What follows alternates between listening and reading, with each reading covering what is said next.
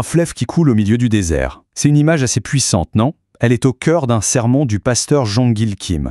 Alors aujourd'hui, on va décortiquer ensemble cette métaphore de l'eau vive pour voir quel message elle porte. Tout part d'une question. Une question que, peut-être, beaucoup se posent. Ce sentiment d'une soif profonde, d'un vide que rien ne semble pouvoir combler au quotidien. Et attention, on met les choses au clair tout de suite. On ne parle pas de la soif physique, celle qu'on étanche avec un verre d'eau. Non, non. Il s'agit d'une soif bien plus profonde, une soif spirituelle, existentielle, une sensation de manque qui viendrait vraiment du plus profond de l'être. Ok, mais alors d'où vient cette soif de l'âme? La première partie du sermon, justement, essaie de poser un diagnostic sur notre époque. Et le constat est assez paradoxal. D'un côté, on a une prospérité matérielle, parfois même l'abondance, mais de l'autre, beaucoup ressentiraient un vide, une sorte de sécheresse intérieure. L'image utilisée pour décrire ça est très forte, celle d'un désert intérieur. Alors, face à ce constat d'un désert intérieur, que faire? C'est là que le message bascule et propose une solution. Ça prend la forme d'une invitation très directe, formulée par Jésus lui-même.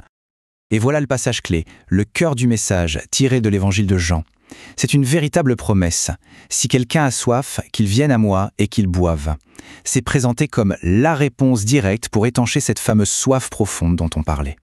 Bon, l'eau vive, c'est une belle expression, c'est poétique, mais concrètement, qu'est-ce que ça veut dire? Le sermon prend justement le temps de décoder cette métaphore puissante. Et voilà, la définition qui est donnée, l'eau vive, est ici un symbole du Saint-Esprit.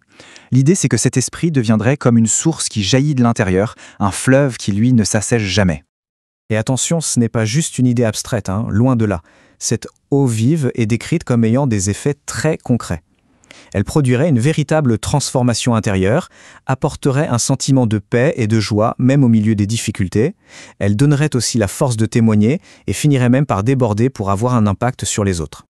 Pour bien comprendre ce qu'est cette source d'eau vive, le texte la met en opposition avec une autre image, tout aussi parlante, celle des citernes fissurées.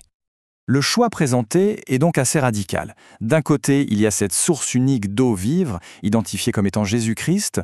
De l'autre, on a ce que le texte appelle les citernes fissurées, qui symbolisent l'argent, le pouvoir ou encore la reconnaissance sociale. L'image est assez claire, non?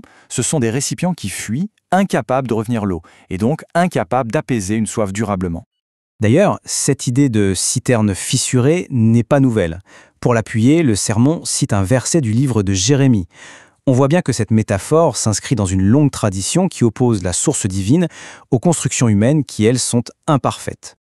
Tout ça nous amène assez logiquement à la conclusion. Une conclusion qui tourne autour d'un choix final.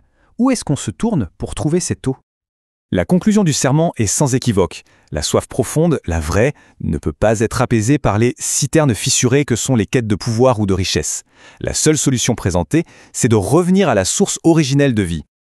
Au final, cette analyse nous laisse avec une question ouverte, une question qui invite à une réflexion personnelle bien au-delà du sermon lui-même.